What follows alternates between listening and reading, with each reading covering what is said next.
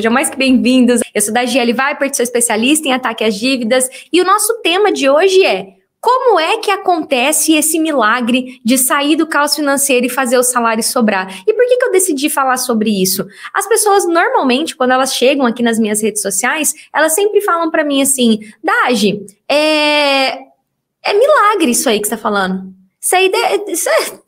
Para. Mais uma, né? Mais uma da pessoa da internet falando que eu vou conseguir. Mais uma da pessoa da internet enganando os outros. Isso é golpe. As pessoas falam mais ou menos assim. E hoje eu vim aqui nessa aula para desmistificar isso para vocês, porque vocês entendam, cara, o que é isso na prática? Quanto tempo vai demorar? Quanto tempo vai ser possível para mim? Como é que vai se desenrolar esse processo? É sobre isso que eu vou falar aqui hoje. O que é mais importante que você entenda aqui, tá? Existe uma diferença imensa. Eu não sei, né? De verdade, eu não sei qual que é a religião de vocês. Mas, para mim, dentro da minha religião, que é cristã, milagre é uma coisa, assim, extraordinária. Milagre é, assim, uma coisa sobrenatural. Não é uma coisa feita por humanos. E aí, quando as pessoas falam pra mim, isso que você ensina é milagre, eu falo assim, gente, eu acho que eu tô bem longe de ser uma santa. Mas bem longe mesmo. Talvez até o final da vida, se eu ficar tentando, eu consiga ser 1% santa. Mas não sou santa. Então, tem que entender uma diferença entre milagre e falta de ação ou ação. E o que eu tô querendo dizer aqui para você? Você tem trabalhado consistentemente, todos os dias, para reduzir os juros da sua dívida, para negociar do jeito certo, usando as hierarquias do sistema financeiro, para entender que talvez o que você está pagando é muito mais alto do que você deveria pagar? Você está realmente revoltado com a situação que você está passando, de seu salário não sobrar, de você não ter dinheiro para nada, de você nem poder cogitar fazer alguma coisa além de sobreviver? Porque muitas vezes vocês chamam de milagre, vocês acham que é um milagre, mas muitas vezes quando eu vou para a vida prática e pergunto para as pessoas o que você já fez para tentar resolver esse problema, eu sei que não é por mal, mas a pessoa me fala bem assim, eu falei com o gerente. E aí eu quero que você entenda que talvez a sua incredulidade, que eu super compreendo, eu já estive aí no seu lugar, já estive endividada também, mas a questão é, talvez essa incredulidade sua, na verdade, seja falta de conhecimento.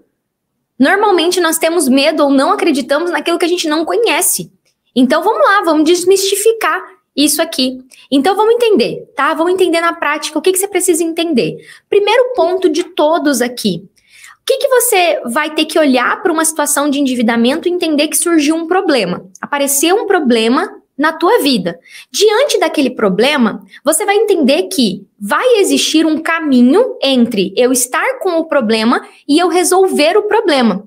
E esse caminho não significa que ele vai ser em 2 dias, não significa que ele vai ser extremamente rápido, não significa que ele vai ser sem esforço. Então, talvez você vê muito na internet soluções milagrosas, mágicas, aquela pílula que você vai tomar e seu cabelo vai crescer até na cintura. Aquela dieta que você vai emagrecer 10 quilos em uma semana. Eu sei que tem coisas assim que você vê, mas é você entender que o que eu trago aqui para você é um processo de reorganização financeira, que começa sim por entender o que está acontecendo com você, quais são as suas dívidas, sobre a diferença de dívidas, qual que é a diferença entre um crédito pessoal, um crédito consignado, um cartão de crédito normal e um cartão de crédito consignado na folha, a diferença de dever um parente para dever um imposto. Entender quais são as regras do sistema financeiro, quais foram as cláusulas contratuais que você assinou, quantos % da sua renda está comprometido hoje, quantos % é possível comprometer para que você possa reorganizar. Como é que é possível uma dívida que hoje você está pagando uma parcela muito alta ser redistribuída em mais parcelas para que você possa renegociar essas dívidas? E aí as respostas vão vindo na preparação, até que, enfim, agora, com mais clareza, com preparação, você possa ser mais assertivo nas suas negociações. Então, entende algo que eu tô te falando aqui agora. Se até aqui você pensou isso é um milagre, é você parar e pensar, peraí, se existem pessoas que vivem sem dívidas, se existem pessoas que o dinheiro sobra, isso não tá acontecendo comigo. O que eu preciso fazer para também conseguir isso para mim? E eu desafio você que está chegando aqui nas minhas redes sociais agora, lá no YouTube eu tenho uma playlist com várias entrevistas dos meus alunos. Tá saindo vídeo todo dia aí com os meus alunos falando, começou assim o meu endividamento, eu tava devendo assim. Pessoas comuns que, assim como você, tiveram contato com essa oportunidade. Isso é uma oportunidade. Todos os dias passa um cavalo na sua frente, eu falo, né? Com oportunidades. Alguns cavalos você vai montar, outros cavalos você vai deixar passar. Então é uma oportunidade de você, de forma estratégica, de forma clara, com preparação, negociar as suas dívidas. E encontrar uma alternativa que vai se adaptar para o seu caso. E quando eu falo isso para as pessoas, normalmente elas me falam o seguinte, Dagi, o meu caso, ele é diferente. Ele é diferente, Dagi, porque está acontecendo X, Y, Z. E aí eu tenho uma coisa para te contar. Seu caso é diferente. Ninguém tem o seu CPF. Seu caso é semelhante, provavelmente, ao caso de outra pessoa. Pode ser que tem pessoas que têm a mesma renda e têm o mesmo tipo de dívida, deva para o mesmo banco, mas o seu caso é o seu caso. Agora, a pergunta que sempre me vem à cabeça quando as pessoas falam isso é um milagre, eu falo assim, cara, você tem duas opções diante da tua frente. Encarar esse problema e resolver ele, ou morrer endividado. Morrer e o legado que você deixar é um monte de dívida para contar a sua história. Aí quando eu falo isso, o povo fala que eu sou brava, né? Que eu sou muito dura. Mas é literalmente te mostrar os dois lados, céu e inferno. O que é o céu nas finanças? Cara, se você é assalariado, eu não tô dizendo pra você que você tem que fazer renda extra, que você tem que ficar milionário vendendo coisa na internet. Eu não vou te falar sobre isso. Se você é assalariado, o mínimo, eu tô falando o mínimo que você deveria buscar é se indignar com você não ter dinheiro pra nada, com você não poder fazer uma viagem por mês com a sua família, por ano com a sua família, por você não ver o seu salário sobrar para um lazer, por você não morar na casa que você gostaria de morar, por você ter uma reforma pendente por fazer, por você ter uma goteira no telhado e não poder fazer uma reforma porque você não tem dinheiro. E todas as outras coisas que eu imagino que você está deixando de viver porque está com dívida. Então, é literalmente você parar e pensar assim, peraí, eu tenho dois caminhos na minha frente. O de dedicar as minhas forças, as minhas energias, tudo que depende de mim para resolver em definitivo isso, ou ficar com esse problema e aceitar que é essa vida que eu escolhi para mim. Só que qual que é o problema? Tem um versículo da Bíblia que fala sobre a gente ser morno, né?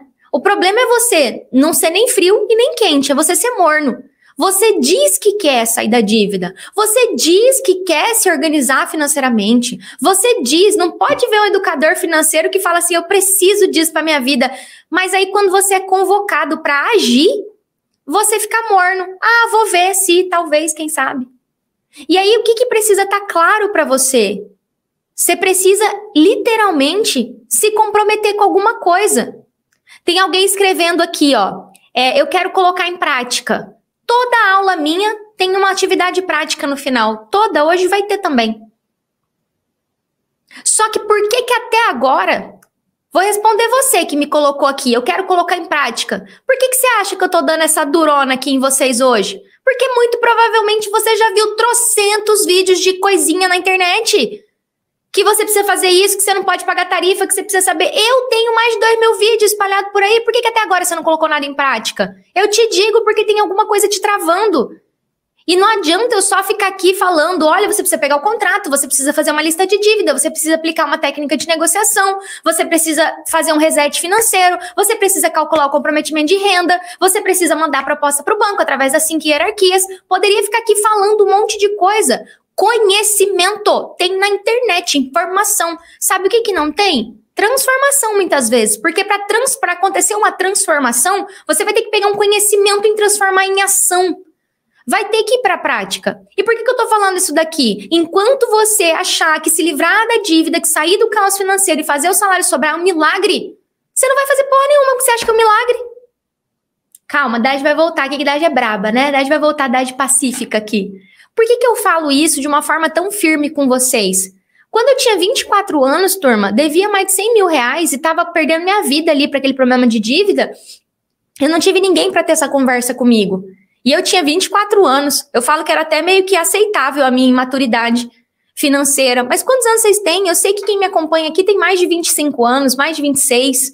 Grande maioria aqui já tem filho, já trabalha um bom tempo. Tem a galera de 20 e poucos, mas a grande maioria que me acompanha aqui é acima de 28, 29, 30.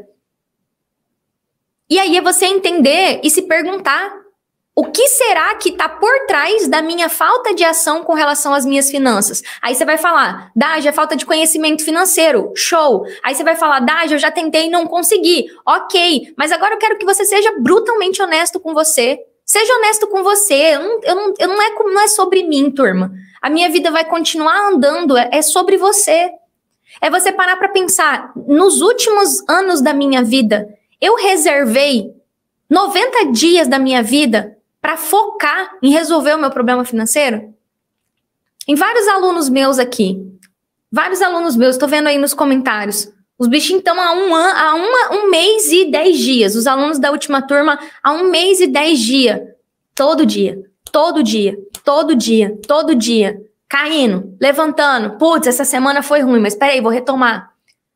E assim sucessivamente. Por quê? Por que eu tô falando aqui? Porque eu quero te dizer exatamente o que eu vim trazer aqui. É assim que acontece o milagre. Primeiro, não é milagre. É caminho. Daj, traduz para mim. Você vai ter que separar um X período da tua vida. Eu recomendo que seja, no mínimo 60 dias. Para durante 60 dias, você se dedicar, se esforçar para fazer uma série de ações administrativas que só você pode fazer, porque só você é dono do seu CPF, para resolver essa situação. Daj, como é que eu vou fazer isso na prática? Vamos lá entender?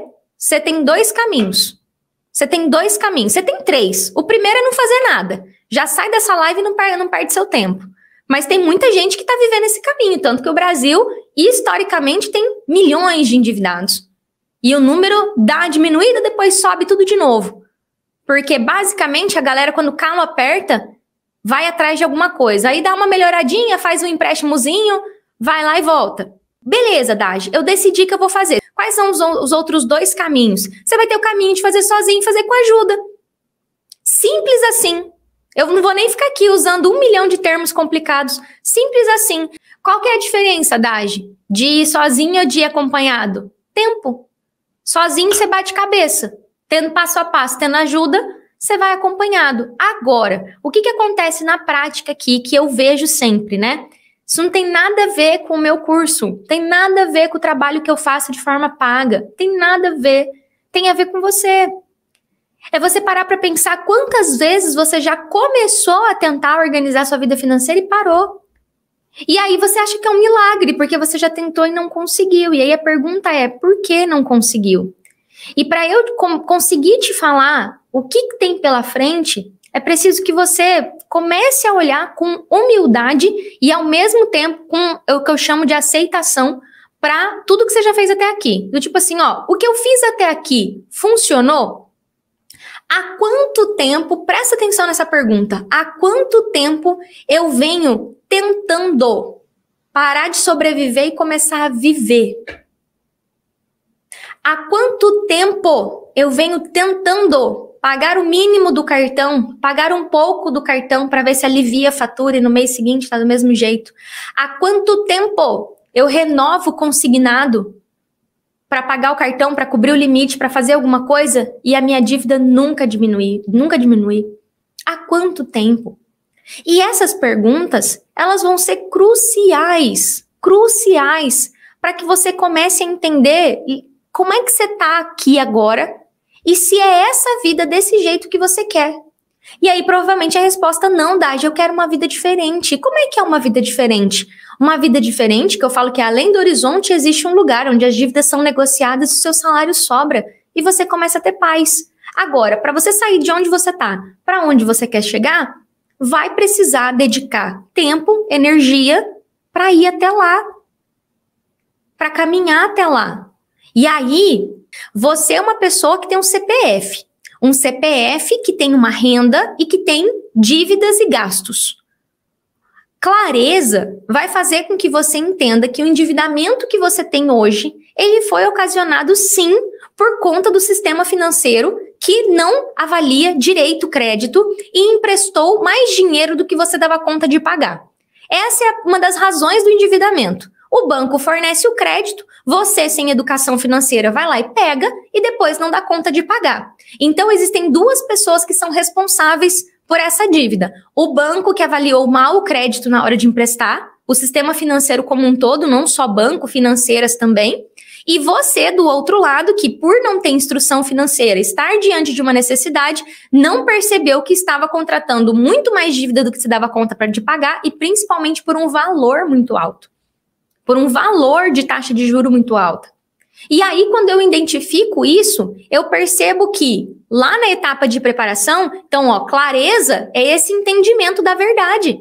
Talvez até aqui você acha que a culpa é toda sua. Você sente culpa, você sente vergonha, a culpa é toda minha. Cara, a culpa não é toda sua. Você tem a sua parcela de responsabilidade, o sistema financeiro tem a parcela de responsabilidade dele. E aí, o que a gente busca na etapa de preparação? Tem uma frase que eu costumo dizer, que eu não sei, um dia alguém me falou essa frase e eu repito ela, que é aquela coisa assim, ó, que o negócio é bagunçado, mas tem gerente. Eu não sei de onde que eu tirei essa frase, mas o que quer dizer? Eu sei que às vezes vocês têm a sensação que o Brasil é totalmente zoado, que não tem regra, mas, pô, tem sim.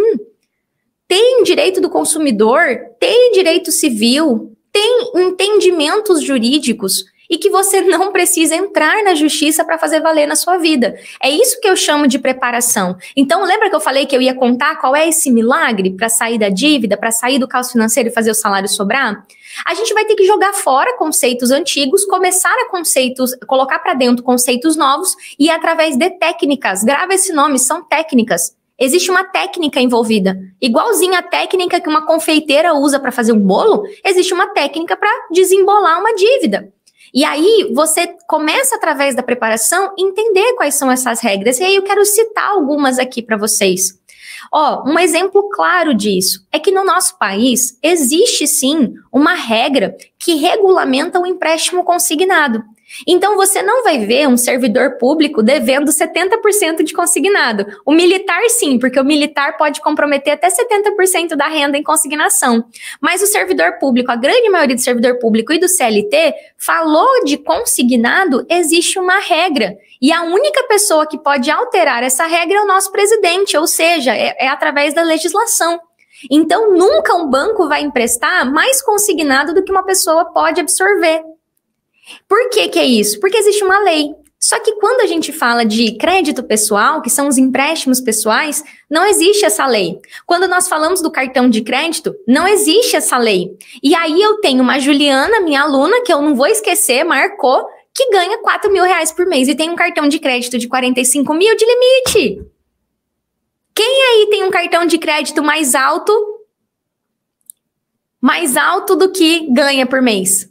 Ah, não, coloca aí para mim eu. E aí, o que você vai entender através de preparação? Que existe um conjunto de regras. E quem é que dita essas regras? Eu vou citar alguns nomes aqui para vocês e seria interessante que vocês anotassem. Quem é que dita essas regras? O que é esse sistema que você tanto fala? Como eu sempre disse, o sistema é falho. O sistema é falho, ele tem falhas. E tem falhas em todos os lugares. Tem falhas na saúde, tem falhas na educação, e assim como tem no sistema financeiro nacional.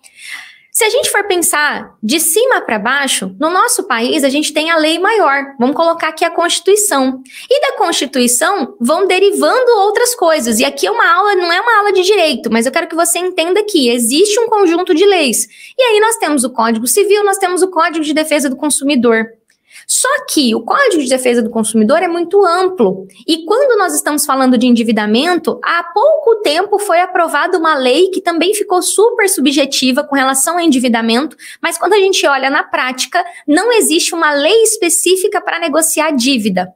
Não existe, tá, turma? Não existe uma lei que diga assim, ó, parágrafo 1, a dívida do crédito pessoal vai ser negociada desse jeito. Não existe. Só que, quando a gente desce um pouco mais, a gente tem o Conselho Monetário Nacional, que ele, através de um sistema organizado, determina regras para que as instituições financeiras funcionem. E o Banco Central é uma das instituições que é responsável por fiscalizar a execução dessas regras. E seguido disso, a gente tem também o PROCON, que é um órgão de defesa do consumidor. Só que olha a encruzilhada que a gente entra quando a gente fala de lei, Banco Central e PROCON. Qual lei eu vou usar para negociar um cartão de crédito? X não existe. E aí, basicamente, esse milagre, que eu chamo de técnica de negociação, eu, da GL, desenvolvi as técnicas que eu assino e falo, ó, essa aqui fui eu que criei.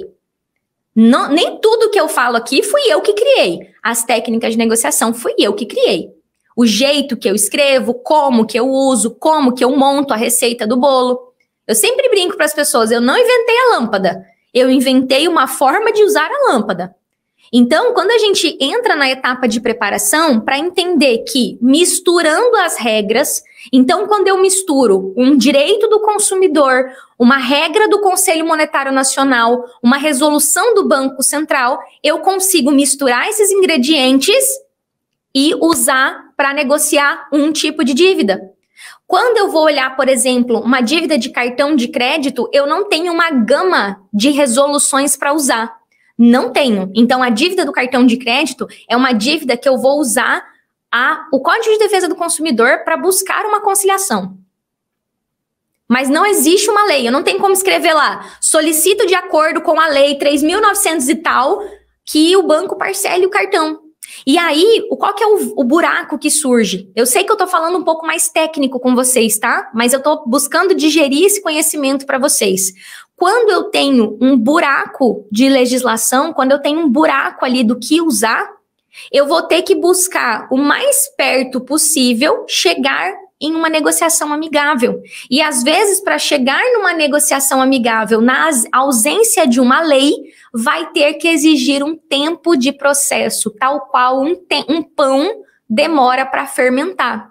Só que aonde eu vejo que as pessoas erram nisso? Elas enfiaram na cabeça que é assim, para de pagar o cartão, depois de 6 meses você vê o resultado. Depois de 9 meses você vê. Lembra dessa música do El Chan? Terrível, eu lembro dessa música quando eu era criança, revelando a minha idade para vocês. Mas basicamente não funciona dessa forma. Uma pessoa que simplesmente deixa de pagar o seu cartão de crédito, deixa de cobrir o seu negativo da conta, deixa de pagar o empréstimo pessoal, existe uma lei que deixa bem claro que o nome disso é má-fé e calote, inadimplência.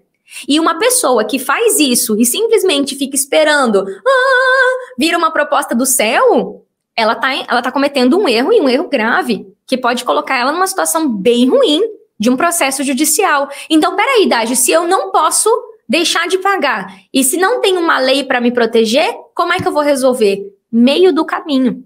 Negociação com a instituição financeira, que é feita de forma gradual, utilizando as informações financeiras da sua vida, utilizando o seu comprometimento de renda atual, para que juntos vocês cheguem num consenso. Qual é o objetivo de uma negociação de dívida de cartão, de uma dívida de empréstimo? Encontrar um valor justo que possa ser parcelado, porque o assalariado raramente consegue pagar essas dívidas à vista, que possa ser parcelado e a pessoa consiga pagar. E tem algumas pessoas que, ao reorganizar as finanças, conseguem juntar o dinheiro e fazer o pagamento da dívida à vista, mas depende muito do contexto da pessoa. Tem pessoas que nunca vão conseguir juntar 10 mil reais em 3 meses, então não precisa pagar à vista, vai lá e vai pagar parcelado. Então, esse milagre, ele consiste exatamente em, através de uma receita, você juntar os ingredientes e buscar uma negociação que seja boa para você e pro banco. Eu não tô aqui para não pagar banco, para dar calote em banco. Tem trocentas coisas que o banco faz que não é certo, que não é legal. Tem coisa que o banco, ele fala pro gerente fazer A, o gerente por conta própria vai lá e faz B. Exemplo, vou dar um exemplo para vocês. O banco não esconde documento de cliente. Mas o pessoal da agência muitas vezes é mal treinado e não dá o documento para o cliente, trata mal o cliente, comete até um crime, cobrança vexatória, tratar mal o cliente. É errado. E muitas vezes acontece. E aí nem sempre é culpa do CNPJ lá do banco, é treinamento, é gente. E aí o que eu quero que vocês entendam aqui? Daji, você me falou que então esse milagre consiste em entendendo o meu caso através de clareza, entendendo quais são as regras do sistema financeiro através da preparação, eu posso ir para uma negociação. É isso. Vocês entenderam isso? Me sinalizem aí se vocês entenderam isso. Agora, depois disso, a gente tem o quê? Quanto tempo isso vai levar?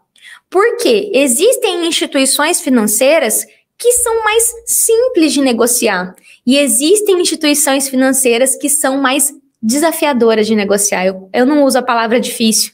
Ela está fora do vocabulário aqui dos meus alunos e eu também não uso. Então, existem instituições que são mais simples de negociar e instituições que são mais desafiadoras de negociar. Posso citar aqui para vocês sem nenhum problema. O Banco Itaú, por exemplo, é um banco mais flexível para negociar. Então, se você tem dívida no Itaú, eu tenho uma boa notícia para te dar. O Banco Itaú é um pouco mais simples de negociar, é um pouco mais ágil. Aplicando o método, minha aluna Beatriz conseguiu negociar com eles em 4 meses. Foi o tempo mais rápido de negociação que eu já tive nesses anos todos fazendo Mais Dinheiro Zero Dívida. Então, assim, 4 meses foi um tempo recorde que a gente teve aqui. Só que da mesma forma, quando eu vou olhar, por exemplo, um empréstimo ou um cartão de crédito de uma empresa como a Geru, de uma empresa como o Nubank, demora um pouco mais. De uma cooperativa de crédito é um pouco mais enroscado, mas não significa que é impossível. E aí talvez você olha para o seu caso hoje e fala, putz, eu devo Itaú, então tá sussa. Ah, eu devo a cooperativa, tô ferrado. A questão é que, independente de qual banco que você deva, as regras que são aplicadas para João são aplicadas para José. Pau que dá em Chico também dá em Francisco. Então, as regras são as mesmas, por mais que as instituições sejam truncadas mais umas do que as outras. Aí o pessoal, quando eu falo da diferença de um banco ou outro, começa a perguntar, e tal banco? E tal banco? E tal banco? Uma coisa que eu falo muito para os meus alunos é isso. A regra é a mesma. O tempo que vai levar para cada dívida e para cada pessoa vai depender de cada caso, de cada situação. Existem, por exemplo, aqui eu estou falando de dívidas de cartão de crédito, de dívidas de empréstimo, dívida de sem garantia, que a gente chama. Só que, por exemplo, as consignações.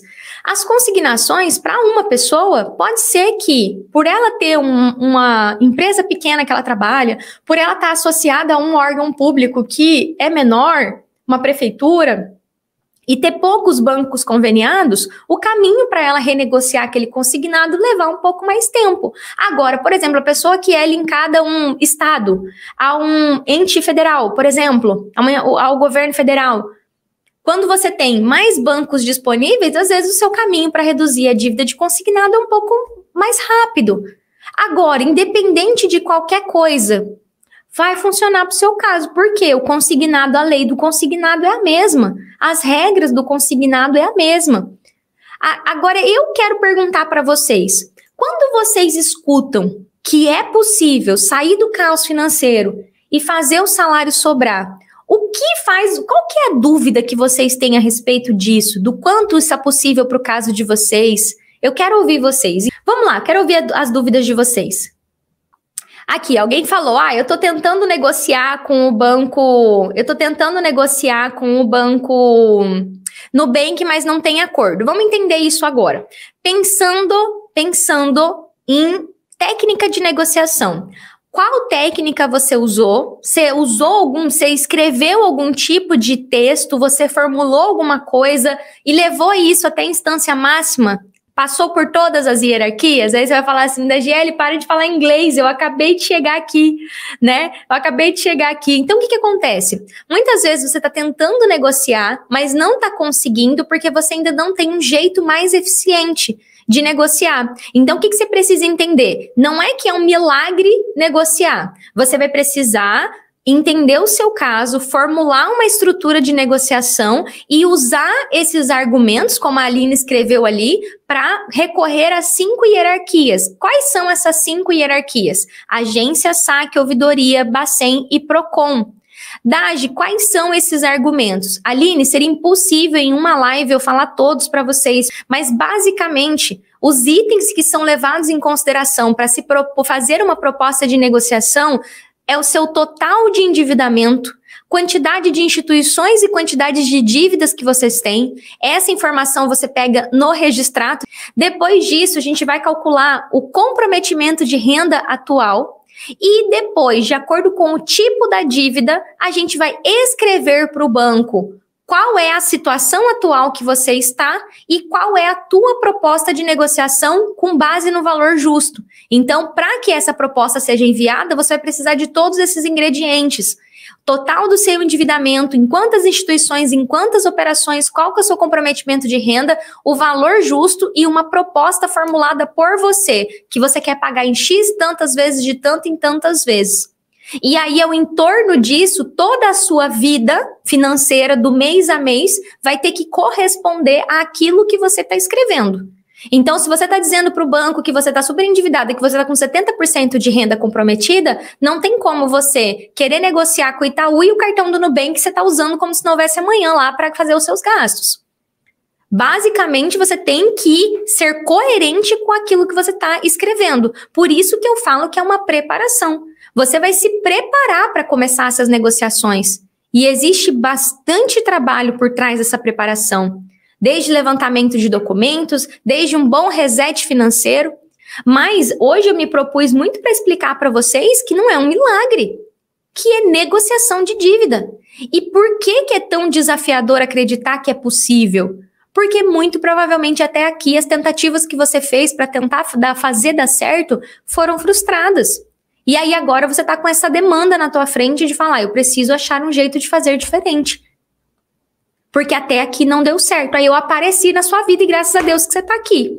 Porque eu vou te apresentar um outro jeito. Um jeito que foi eficiente para a Estela. A Estela entrou no meu método em novembro do ano passado. Percebe que se eu quisesse dizer para vocês que é uma fórmula mágica, eu não dava datas para vocês? Ontem estou eu lá falando com os meus alunos, vejo lá, Estela, Dage, sou da turma 15. Turma 15 é novembro de 2021. Consegui, Dage, essa aqui foi difícil, essa foi a última, mas tá paga, funciona. E aí é você olhar e falar, como é que ela estaria se ela não tivesse começado? Ela teve medo, ela duvidou se ela ia funcionar. O Porto Seguro foi difícil de negociar, deu trabalho, mas conseguiu, deu 10 meses, a duração do caminho dela. E aí você vai entender que, opa, peraí, o que a Estela fez, Dage? Ela fez exatamente isso que eu tô falando para vocês. Passou por um evento exatamente igual a esse que eu tô chamando vocês. Ela optou por não andar sozinha, por ter acesso ao método, por ter acompanhamento no caminho. Foi lá e fez. E quem fez o trabalho foi ela. Nós, como escola, eu, como professora, fui uma pessoa que direcionou ela, mas quem fez o trabalho foi ela. Entendeu os conceitos, enviou as negociações, repetiu mensalmente até dar certo. E ela falou, hoje eu sou outra pessoa, hoje eu não gasto por impulso, hoje eu controlo meu dinheiro. Eu decidi fazer diferente e estou fazendo diferente a partir de agora. Esse é o caso da Estela. Tá aqui porque chegou ontem, eu me lembrei dela.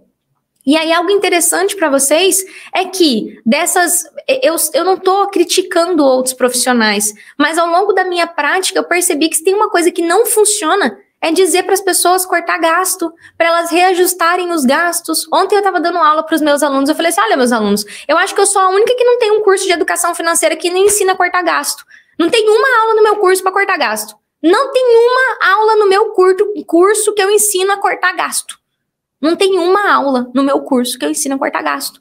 Você não vai achar um vídeo meu que eu ensino a cortar gasto. Por quê?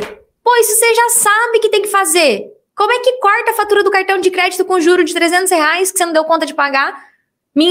Que ensinasse você a cortar gasto antes de você gastar, né? Que agora que já gastou, como é que faz com esse bolo de dívida? Então, percebe que esses jeitos tradicionais, só reorganiza os gastos. Vamos diminuir o carro. Vamos tirar a criança da escola particular. Como é que isso resolve 300 mil de dívida? Como é que um corte de gasto, nem que seja pela metade do quanto você ganha, vai resolver o tamanho da dívida?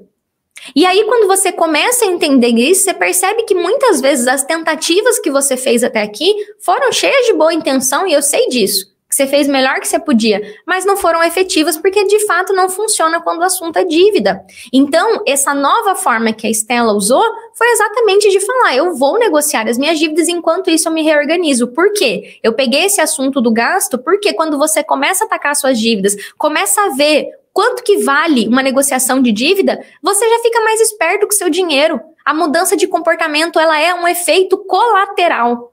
Eu chamo que é assim, sabe quando você toma um remédio, ele tem um efeito além daquele prometido?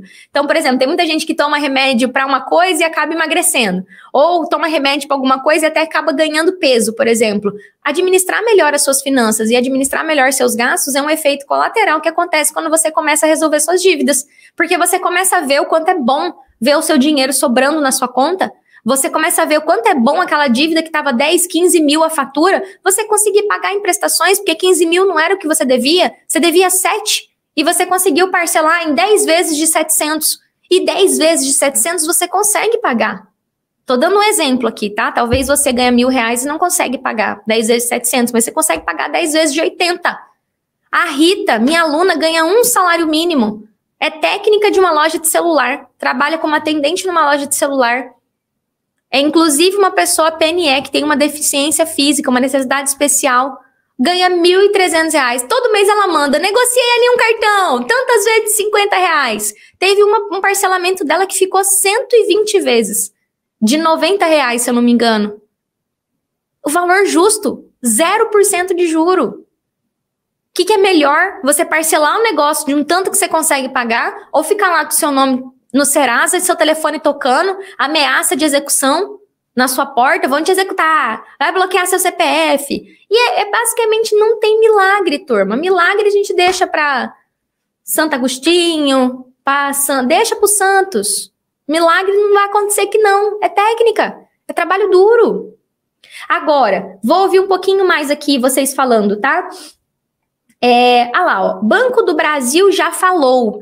Sabe, percebe que o banco falou. Você tem isso por escrito? Você já esgotou a via administrativa? Então percebe que muito provavelmente você vê que é um milagre porque você ainda está fazendo do jeito antigo, do jeito que você sabia até aqui. E é por isso que eu tô te convocando a se comprometer a aprender um novo jeito, a aprender uma nova forma. E Dade, por que você só não fala essa nova forma? Porque enquanto você não querer conhecer essa nova forma, enquanto você achar que é um milagre, nada que eu vou falar aqui vai entrar na tua cabeça. É isso mesmo, Thalita. A Rita parcelou sem juro a dívida dela. Sem juro. Exatamente isso.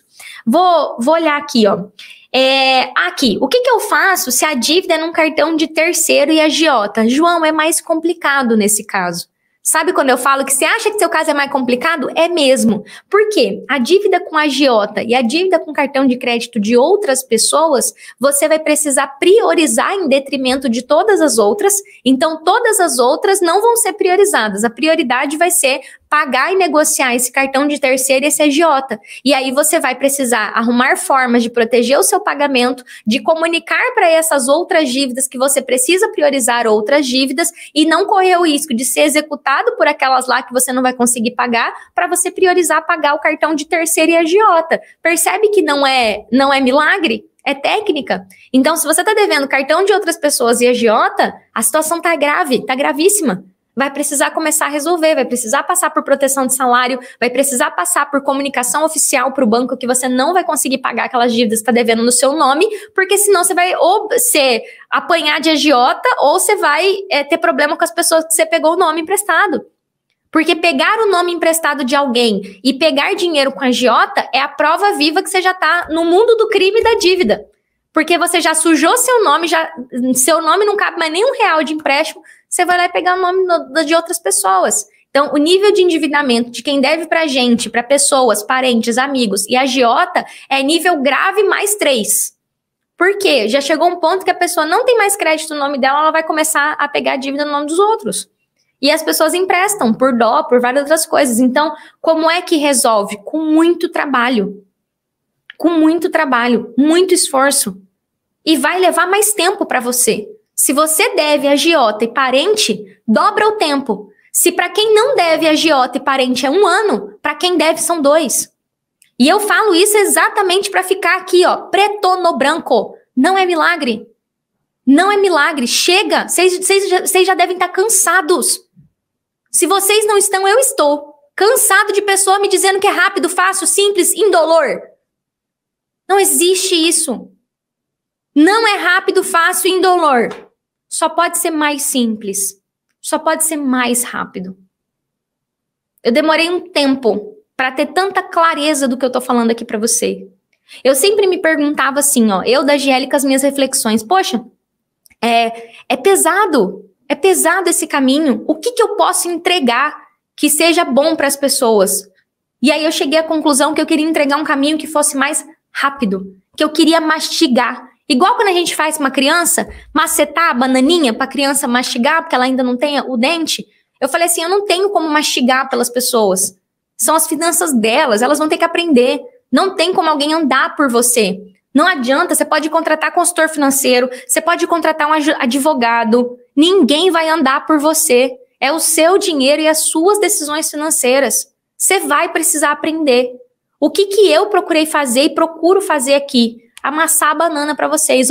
Não precisa procurar em 10 mil resoluções qual que é a resolução do documento. É a 5.004. Não precisa descobrir onde que tem a relação das dívidas. É o registrato. Lá dentro do Banco Central, SCR detalhado do último mês. Você vai tirar lá o relatório. E aí você vai entender que é mais rápido. Mas não vai ser rápido, não vai ser fácil. Pode ser mais rápido. Pode ser menos dolorido. Pode ser mais simples. Então não é milagre. Tem um jeito mais rápido, mais simples e mais eficiente. E é aí que está o pulo do gato. A Silvana está perguntando se consignado pode ser descontado em conta corrente. Depende, Silvana, depende do contrato que você assinou. Depende do contrato que você assinou. Depende se você protegeu o seu salário ou não. Poder, entre aspas, não pode, mas se você autorizou, eles podem.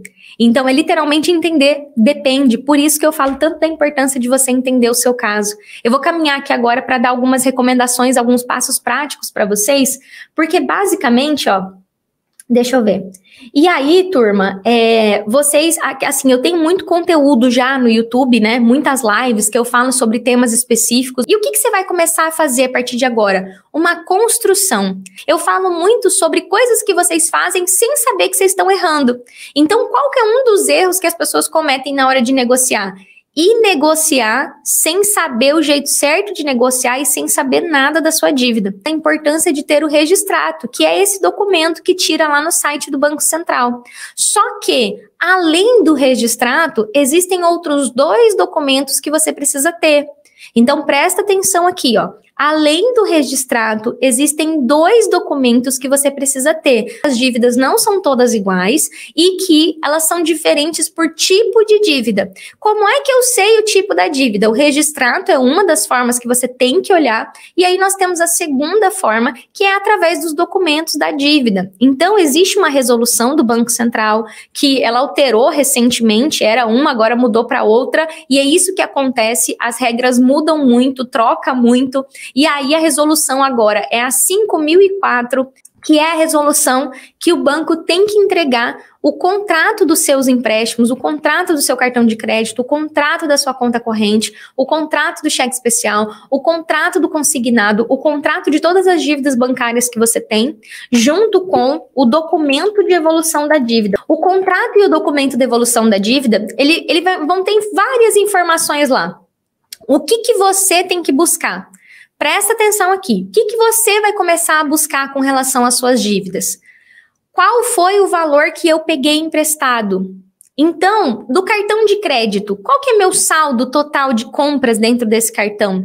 Do limite, qual que é o valor do limite do negativo da conta? Qual que é o valor emprestado? Do empréstimo, quanto que foi que eu peguei emprestado? E aí, com relação aos empréstimos, precisa estar atento para quantas vezes eu parcelei esse contrato, o valor da parcela e qual a taxa de juro que foi combinada. Então, vai juntar essas coisas.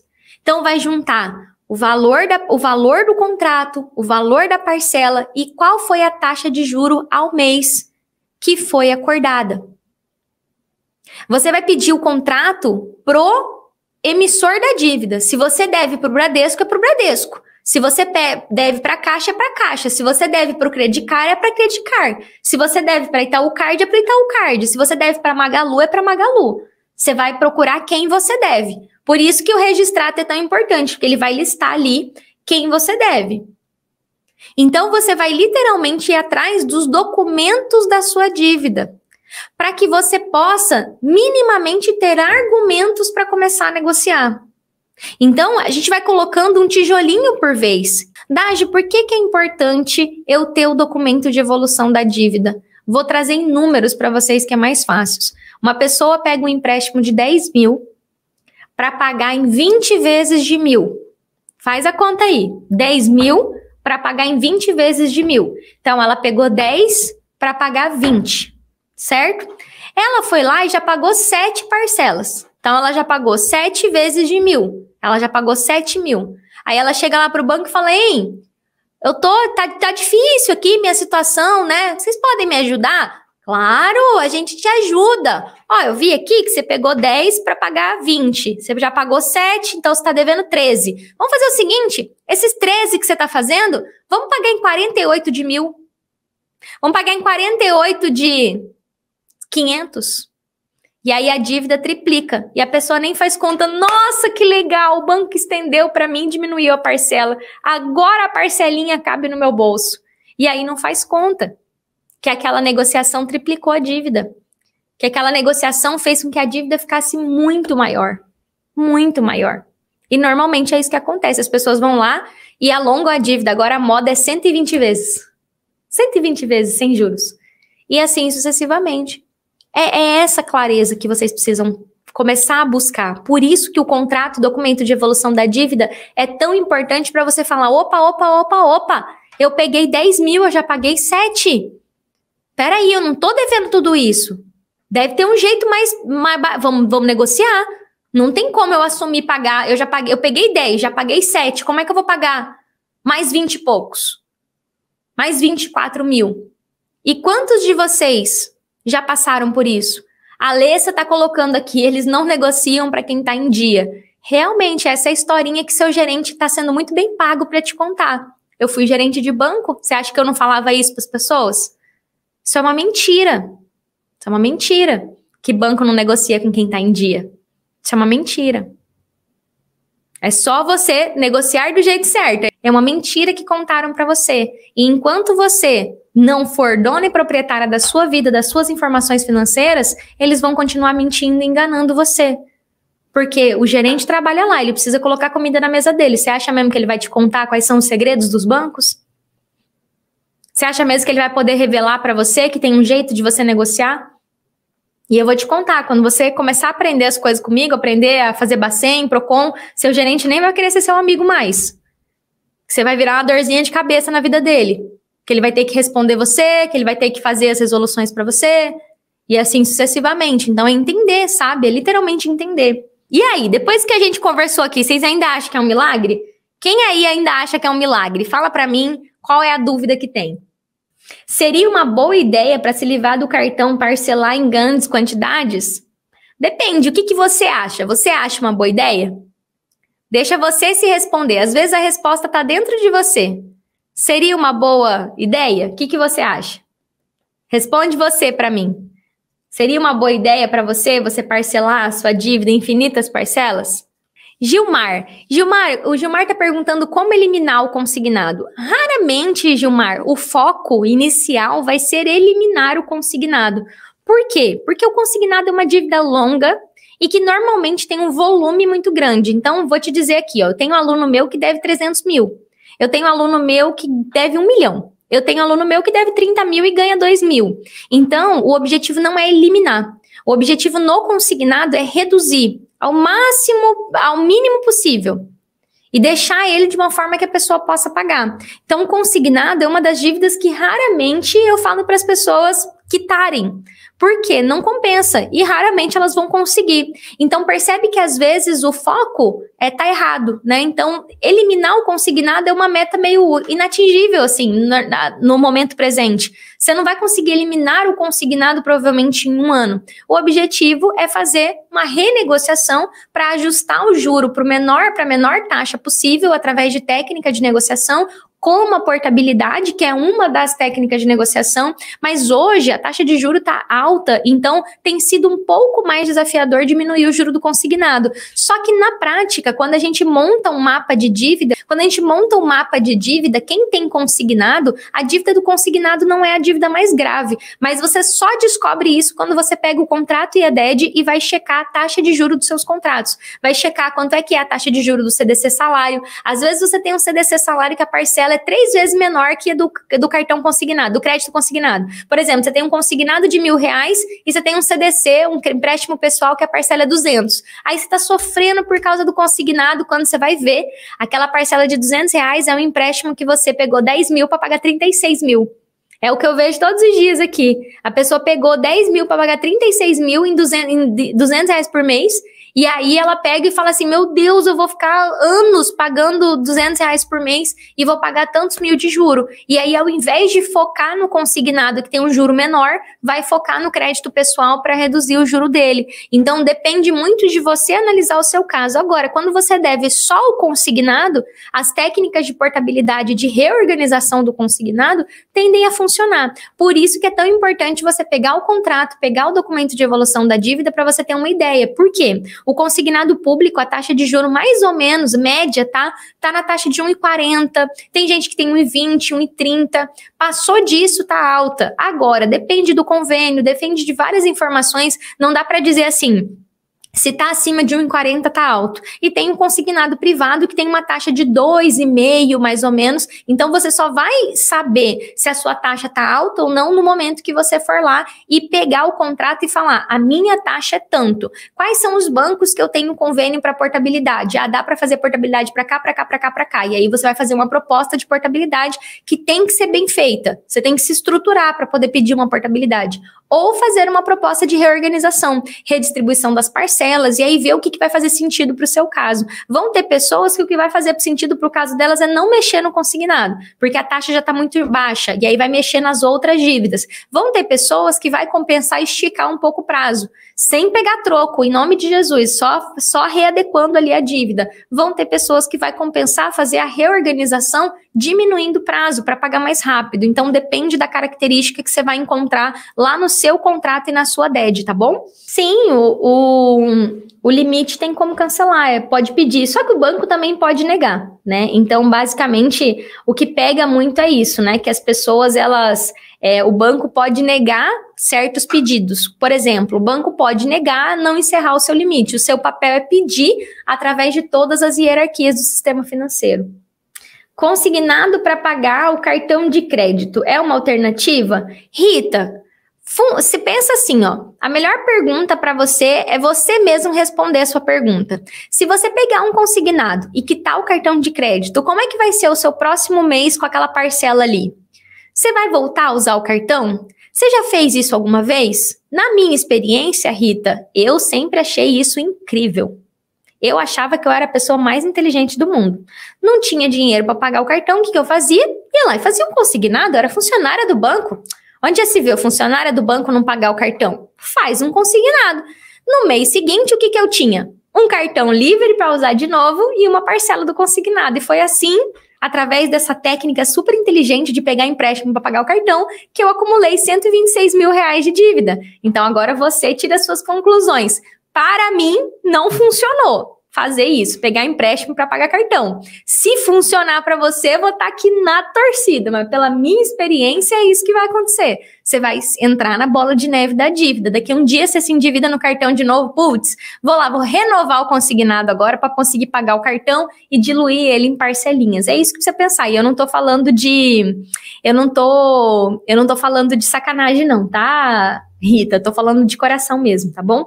Para que você entenda e comece a pensar por que isso não é bom. Então, pegar empréstimo para pagar dívida não é bom porque você não resolve o problema. Se você precisa parcelar o cartão, o que é mais fácil? Parcelar o cartão ou pegar mais um empréstimo com mais juros para pagar o cartão? É só você fazer esses pensamentos e evoluindo esses pensamentos para que você possa entender que, peraí, se eu já tenho uma dívida, para que eu vou fazer mais uma dívida para pagar uma dívida? Então, é mais fácil eu negociar essa dívida do que eu ir atrás de mais dinheiro emprestado para pagar essa dívida. Ah lá, a Aureni tá colocando, eu já fiz muito isso, de pegar empréstimo para pagar o cartão e ficar sem condição. Aconteceu comigo. Agora tô na luta para arcar com os empréstimos. Ah, é isso, Rita, o pessoal aqui me ajudou a te ajudar, tá bom? Turma, deixa eu só alinhar uma coisa com vocês aqui rapidinho. Deixa eu fazer uma introdução aqui com vocês, uma recapitulação com vocês. A gente fez a live de hoje, onde eu falei para vocês, dei o passo para vocês pegarem o contrato e o documento de evolução da dívida com base na resolução 5004. Então percebe que provavelmente você chegou aqui curioso, curiosa, nossa, o que será que essa menina faz, né? O que será que ela ensina, né? Será que é mais uma pessoa prometendo dinheiro rápido com arrasta para cima? Mais um do arrasta para cima, né? Então você já conseguiu avançar nesse ponto, você já conseguiu entender que são 3 etapas, clareza, preparação e negociação. Você já conseguiu entender que precisa entender o valor justo das suas dívidas. E você entendeu que através da resolução 5004, você vai pegar o contrato e documento de evolução da dívida.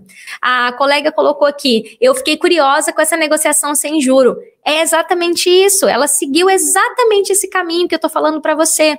Por quê? Ela entendeu qual era o valor justo, era um cartão de crédito, para você ter uma ideia. Era um cartão de crédito que o valor justo dele era aquele. Não tinha por que pagar mais. Deixa eu até ver quanto é que era o valor, eu não me lembro agora quanto é que ficou. Era exatamente isso, me lembrei aqui agora. O valor da dívida era 9 mil e pouquinho. O banco estava cobrando 30 e poucos mil dela. Não era o valor justo. Agora, o caso da Rita não é igual de todo mundo. Então, a Rita, ela estava com uma dívida com o Banco Santander que teve essa campanha de parcelamento sem juros. E foi feito sem juros, teve só o IOF, né? Porque o IOF é imposto. Então, não são todos os bancos que têm essas campanhas e isso não serve para todas as dívidas. Isso precisa estar claro também. Para as dívidas que já estão em atraso, acaba sendo, como a colega falou, um pouco mais simples, porque a dívida já está em atraso e o banco quer receber. Só que eu não tô aqui para ensinar você a deixar de pagar e esperar o banco fazer uma proposta. Não precisa nem eu estar aqui, né? Eu seria uma palhaça se eu viesse aqui na internet e falasse para vocês, olha,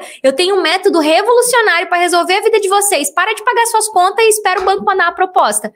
Eu ia ter cara de palhaça, né? Ia ter que usar aquele filtro de palhaça aqui pra vocês. Por quê? As pessoas que me acompanham estão devendo cartão de crédito, estão devendo cartão de crédito consignado, estão devendo empréstimos atrelados ao salário, casa, carro, dívida com parente. Então, assim, eu não sou a pessoa que vai vir aqui pra vocês e vai falar assim, ei, para de pagar suas contas. Ah, não vai funcionar, porque não é, você não tem só dívida que é só pegar e deixar de pagar. Então, tem que entender que até isso, deixar de pagar dívida é calote.